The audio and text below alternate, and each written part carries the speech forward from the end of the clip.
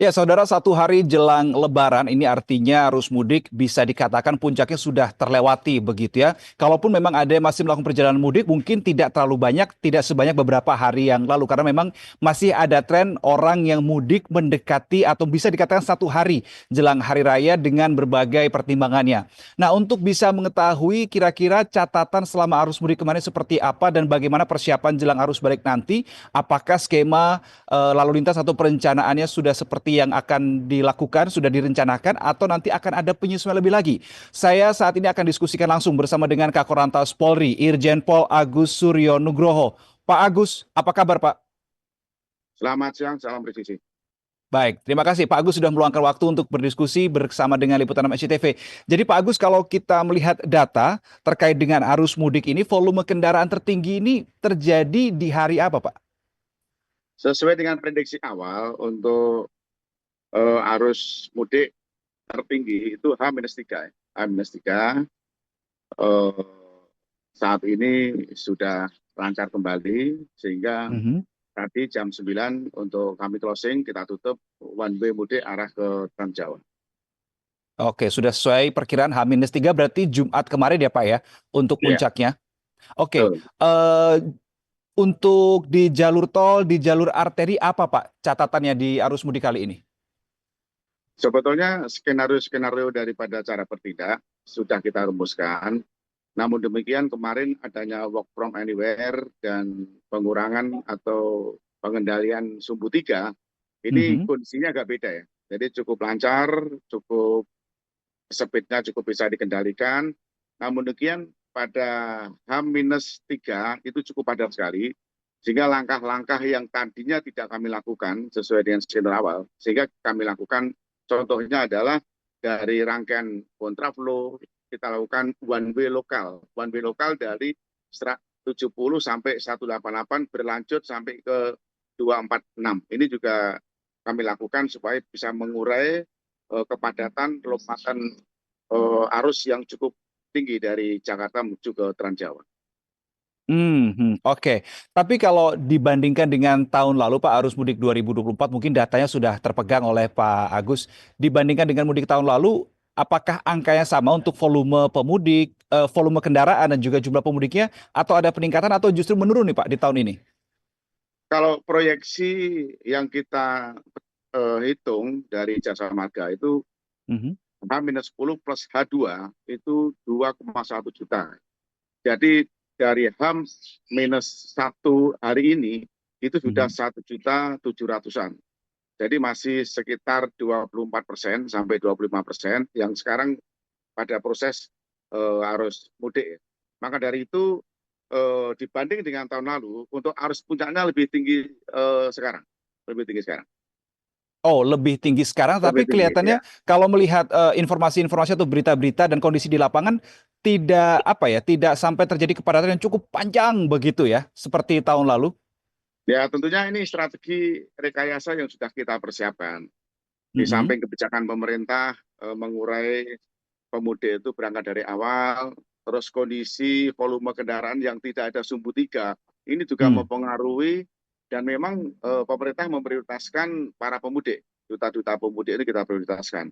Maka dari itu langkah-langkah strategis untuk melakukan rekayasa, baik itu di jalan tol dan di jalan non-tol, kita lakukan secara maksimal sesuai dengan bangkitan-bangkitan arus. Sehingga kita bisa memprioritaskan langkah-langkah baik itu one way lokal sampai dengan one way nasional yang ini sangat praktis sekali untuk mengurai daripada bangkitan arus yang kita prediksikan. Untuk angka kecelakaan sendiri, Pak Kakor, seperti apa di mudik tahun ini? Eh, Alhamdulillah cukup bagus ya. Dari Mhm. 2025 itu, 2024 itu 1.581 jumlah kecelakaan. 2025 sampai kemarin itu hanya 1.031. Jadi ada penurunan kecelakaan 37,7%, termasuk Mhm. juga penurunan jumlah meninggal dunia itu 31,7%. Jadi alhamdulillah berjalan lancar, kita juga bisa menekan angka kecelakaan. Oke, kalau misalkan berkaca pada arus mudik ini kan kita tidak hanya berbicara di Cikampek saja Pak ya, yang menuju ke Pulau Jawa, tapi ada juga yang menuju ke Pulau Sumatera di wilayah Merak sana. Nah, untuk pantauan lalu lintas terkini di sana mungkin bisa disampaikan Pak, seperti apa? Apakah juga masih terkondisikan dengan baik di sana Pak? Alhamdulillah, yang ke Trans Jawa cukup terkendali, termasuk juga yang eh, menuju ke Lampung, Sumatera. Ini juga Mhm, cukup kondusif, baik di pelabuhan termasuk tol Cikupang, yang tadinya kita lakukan delay system, tahun ini mhm, tidak kami lakukan karena memang Merak itu juga manajemen luar biasa bagus, baik dari Ciwandan, kendaraan roda 2, baik itu dari Merak termasuk BPJ. Jadi tiga pelabuhan ini sudah terkoneksi dengan pelabuhan yang di Lampung, sehingga antrian panjang hampir tidak kita lihat, cukup mhm. kita kendalikan dengan bagus untuk JP-JP yang di lapangan. Oke. Nah, Pak, kalau kita berbicara soal jalan tol ini, Pak ya, satu hal yang menjadi permasalahan yang biasanya menjadi biang kerok adalah bagaimana kepadatan di rest area, Pak. Nah, apakah ini juga terpantau masih terjadi di arus mudik kali ini atau seperti apa? Pantauan dari teman-teman kepolisian. Fenomena rest area hampir sama ya, tetapi tahun ini bisa kita kendalikan dengan baik. Di samping jumlah rest area-nya juga tambah, kami mensosialisasikan dari awal, baik dari kementerian lembaga, bahwa kalau dalam perjalanan mudik jangan terfokus harus di rest area. Silakan Hmm. untuk keluar dari tol. Dari Oh. tol juga nanti bisa masuk lagi, itu tidak berbayar. Termasuk juga adanya tarif diskon tol juga mempengaruhi, sehingga memang di rest area itu tidak nampung, tapi manajemen rekayasa lalu lintas sudah kita persiapkan. Buka tutup, termasuk juga ada tim khusus untuk bisa memberi himbauan secara simpatik, itu bahkan tim Polwan dan tim-tim yang turun di jam-jam tertentu di tengah malam. Oke, kalau untuk pemudik yang beristirahat di bahu jalan, ini masih terjadi tidak, Pak, fenomena ini, Pak? Masih, tapi tidak terlalu banyak, karena kita punya tim khusus untuk menghalau, itu tim-tim Polwan yang sudah kita persiapkan, sampai pagi kita lakukan seperti itu. Jadi kalau diingatkan dengan Polwan dengan baik, ini para pemudik juga maklum, sehingga dia melanjutkan Mhm. perjalanan. Oke, baik Pak Agus. Tadi dari berbagai catatan evaluasi selama musim arus mudik H-10 sampai dengan yang hari ini begitu ya. Apa kira-kira nanti yang akan dilakukan oleh teman-teman kepolisian di saat momen arus balik begitu? Apakah masih berjalan sesuai dengan rencana atau ada penyesuaian-penyesuaian lagi nih yang akan dilakukan oleh teman-teman kepolisian? Kami dengan Pak Menhub tadi malam dengan Jasa Marga dan Jasa Raja sudah melakukan evaluasi langkah-langkah yang harus dilakukan dari pihak-pihak kepolisian, khususnya rekayasa. Ini nanti kondisinya beda karena arus Hmm. balik ini nanti waktunya singkat. Maka dari itu mungkin dari tanggal 3 atau tanggal 4 kami sudah melakukan langkah-langkah rekayasa yang sebelum-belumnya belum dilakukan, yaitu eh, one way lokal sepenggal dan bertahap. Hmm. Nah, Itu termasuk konsepnya juga bagaimana Pak? One way lokal sepenggal bertahap itu bagaimana konsepnya? Bisa dijelaskan?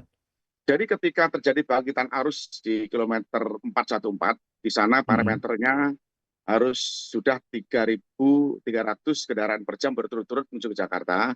Langkah Mhm. pertama yang harus kami ambil adalah kami akan membuat one way lokal dari kilometer 188 sampai 70.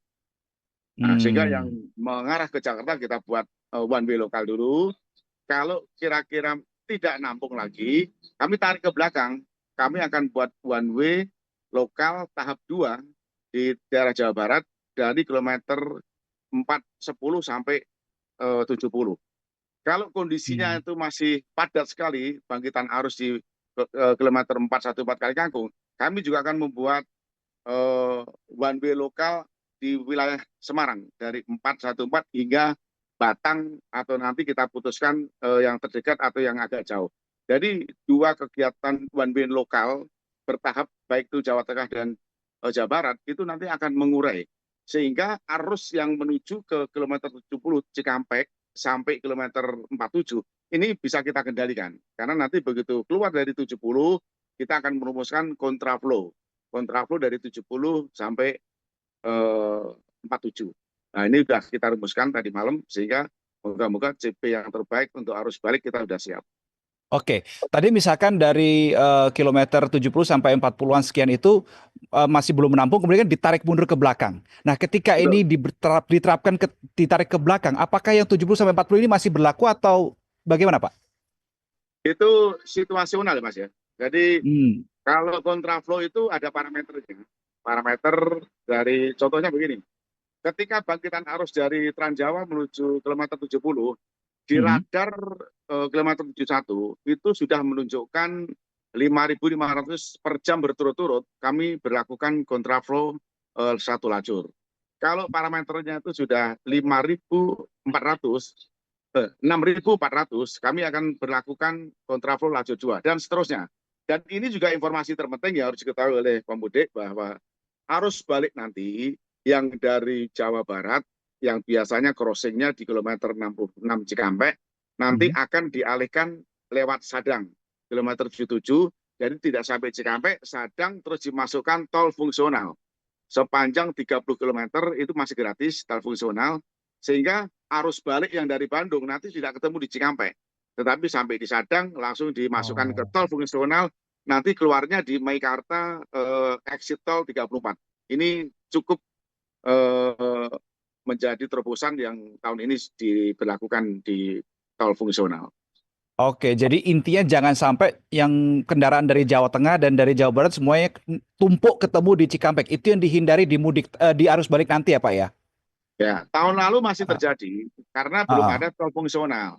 Tahun ini Oke. sudah tidak terjadi karena ada tol fungsional Japek 2 Selatan, Mhm. kilometer 77, Sadang, sampai dengan nanti di kilometer 34, tadi ada aksi tol di sana. Yang tadinya Trans Jawa sama dari Bandung crossingnya di kilometer 66. Ini sudah kita, barusan tadi saya cek sana dengan Pak Menteri, atas Mhm. perintah Bapak Kapolri, agar dipersiapkan betul karena waktunya cukup singkat untuk balik. Jadi harus betul-betul skenario-skenario dari kontingensi kita harus dipersiapkan betul.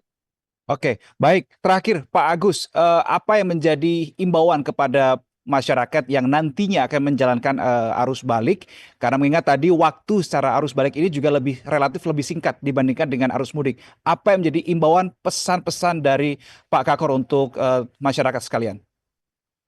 Baik, terima kasih. Yang pertama bahwa operasi ketupat ini operasi kemanusiaan. Bapak Kapolri telah membuat tagline bahwa mudik aman, keluarga nyaman.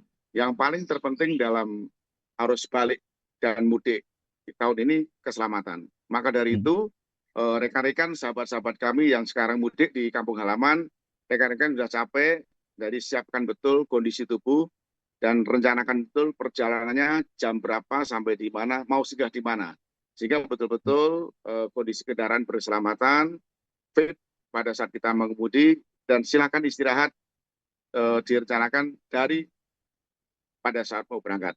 Tentunya kami mendoakan tertib berlalu lintas karena keselamatan dan segala-galanya. Amin. Baik, terima kasih Kak Korantos Polri Irjen Pol Agus Suryo Nugroho. Terima kasih sudah meluangkan waktu berdiskusi dan membagikan data, bahkan juga berbagi informasi terkait dengan tadi rekayasa lalu lintas yang tadi dari Jawa Barat ya untuk menuju ke Jakarta. Terima kasih Pak Kakor. Selamat kembali bertugas bersama dengan teman-teman. Salam hormat untuk teman-teman di lapangan, Pak. Terima kasih, Dan salam presiden. saudara, demikian wawancara saya bersama dengan Pak Kakor Polri terkait dengan evaluasi arus mudik kemarin dan juga ada beberapa persiapan khusus untuk jelang arus balik. Yang penting, salah satu hal lain yang penting dicatat oleh teman-teman liputan 6 SCTV adalah bagaimana kalau ingin lewat tol, pastikan, sekali lagi kami ingatkan tidak bosan-bosan, pastikan untuk saldo e-money Anda, e-tol Anda, ini sesuai dan sudah cukup. Jangan sampai karena saldo Anda kurang, kemudian membuat kepadatan dan kemacetan panjang di gerbang tol. Sekali lagi pastikan saldo e-money cukup, kondisi tubuh Anda cukup, kondisi kendaraan Anda juga dalam kondisi yang layak jalan. Saya Reno Reksa, saudara. Kita jumpa di lain waktu. Salam SCTV.